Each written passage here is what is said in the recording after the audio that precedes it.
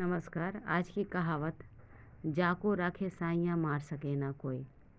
दादाजी अखबार पढ़ रहे थे। अमर और लता उनके पास बैठे हुए अपना स्कूल का काम कर रहे थे। तभी दादाजी बोले, अरे अजीब खबर है। एक जगह भूकंप आया, हजारों मकान ढह गए। एक मकान के गिरने से उसके मलबे में दबकर एक परिवार के सारे लोग मर गए। जब बचाव दल वहां पहुंचा तो मलबा हटाया तो एक 6 माह का मासूम बच्चा जीवित निकला। इसी को कहते हैं, जाको राखे साइयाँ मार सके ना कोई। अमर और लता दादाजी की बातें ध्यान से सुन रहे थे। लता बोली, दादाजी, इसका मतलब है जिसके ऊपर भगवान की कृपा है उसे कोई नहीं मार सकता।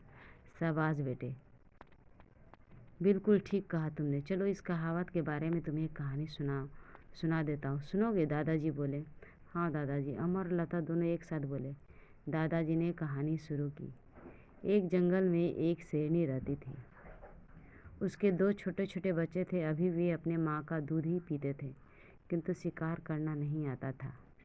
जब कभी शेरनी को भूख लगती तब वह अपने दोनों बच्चों को झाड़ियों के पीछे छुपाकर शिकार करने चली जाती। बाद में शेरनी के बच्चे वापस में खेलते रहते, एक दूसरे के पीछे भाग दौड़ करते रहते। धीरे धीरे दोनों बच्चे बड़े होने लगे। अब ये अपनी शेरनी माँ के साथ शिकार पर जाने लगे।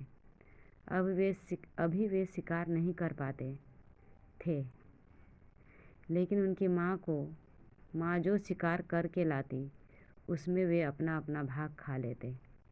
जंगल में तरह तरह के जानवर थे। कभी हाथियों का झुंड दिखाई देता तो कभी हिरन और जेबरा, और भोजन की पानी के तलाश में चली आती। एक दिन शेरनी जोर से भूख लगी। अपने दोनों बच्चों को लेकर वह शिकार करने निकल गई। शेरनी उसके दोनों बच्चों को एक पेड़ के नीचे छिप कर बैठ गया। दोनों बच्चों को लेकर शिकार करने निकल पड़ी। शेरनी दोनों बच्चों एक पेड़ के नीचे छिप कर बैठ गए। थोड़ी दूर पर पानी का तालाब था। उसमें हिरणों का एक झुंड पानी पी रहा था। शेरनी की नज़र हिरन के एक बच्चे पर पड़ गई। उसने सोचा कि हिरन के बच्चे का नरम गोश्त खाकर उसके बच्चे खुश हो जाएंगे। यह सोचते हुए शेरनी अपने शिकार पर नज़र गड़ाकर घात लगाकर बैठ गई। दादाजी कहते कहते रुक गए। फिर क्या हुआ दादाजी? क्या शेरनी उस बच्चे को खा गई? अमर ने बेचैनी से पूछा। दादाजी ने कहना शुरू किया। फिर अचानक बिजली की तेजी से शेरनी हिरणों के झुंड की तरफ भागी। यह देखते ही हिरन लंबी लंबी छलांग लगाते हुए भाग खड़े हुए, लेकिन हिरन का छोटा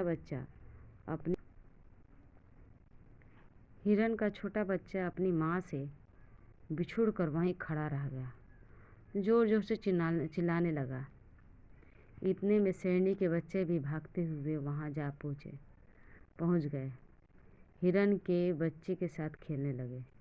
यह देखकर शेरनी रो गई।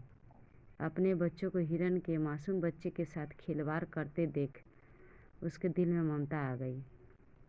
उसे हिरन के बच्चे पर दया आ गई। वह वहीं बैठकर फिर शेरनी और बच्चों और नन्हा हिरन शेरनी के पूंछ के साथ खेलने लगे। इस तरह हिरन के जिस मासूम बच्चे को शेरनी खाने के लिए दौड़ी थी, उसे भगवान ने बचा लिया। दादाजी बोले, हाँ दादाजी, जाको राखे साइयाँ मार सके ना कोई।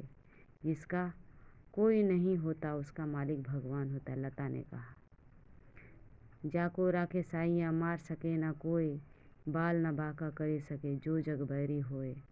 कबीर जी के दोहों में भी हम लोग यह पढ़ते हैं। दूसरी कहावत, जिसकी लाठी उसकी भैंस। घर के सभी लोग शाम को चाय पीते हुए टीवी देख रहे थे। एक शेर ने हिरन का शिकार किया। जब उसका पेट भर गया तब शिकार को छोड़कर चला गया। उसी समय झाड़ियों के पीछे छिपकर देख रहे भेड़िए बाहर निकल आए। शिकार पर टूट पड़े। हर कोई शिकार को अपनी तरफ खींचने लगा। तभी एक मोटे और ताकतवर भेड़िए ने जोर लगाया और शिकार को मुंह में दबाकर ले भागा। लो भाई, इसे ही कहते हैं जिसकी लाठी उसकी भैंस।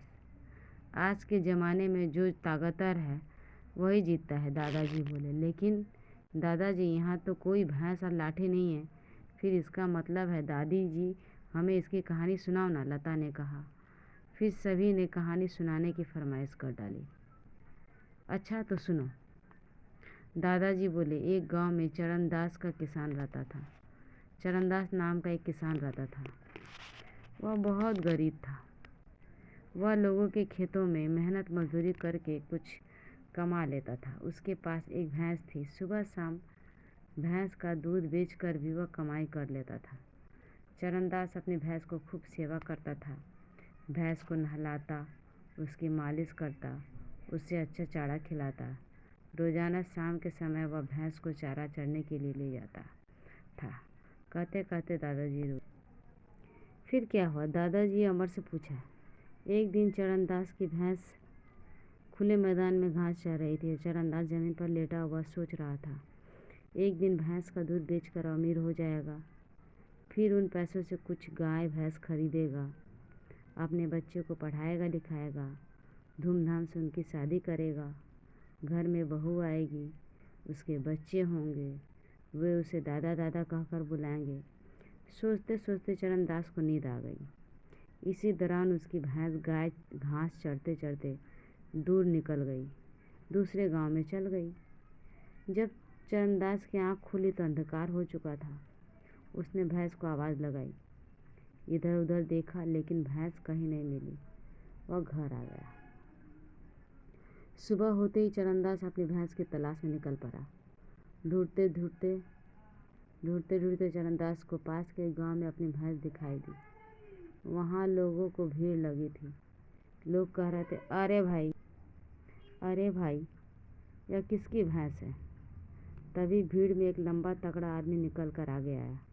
उसके हाथ में एक मोटी लंबी लाठी थी। वह अपनी मूँछों को ताव देते